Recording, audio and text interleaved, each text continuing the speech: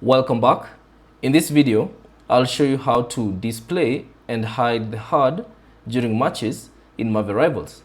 So basically all the details you see on the screen, be it the objectives at the top left corner, be it the hero abilities, be it the health bar, you can show or hide these functions within a match.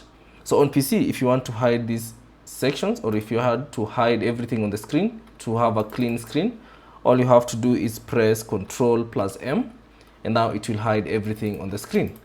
So if you want to hide it, simply press CTRL plus M. If you want to show it, simply press the same buttons, and then you can toggle it on and off to suit your needs.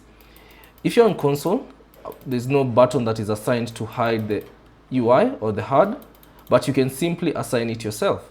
So all you have to do is go to settings, and then within the settings, go to the controller section, and then find the section UI and select it, and then now you should see the option toggle UI.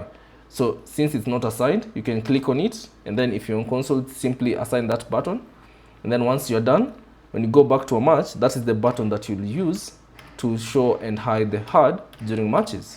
So that's basically it. Thanks for watching. If you have any questions, leave them down in the comment section below, and if you found this video useful, consider leaving a like and subscribe to our channel.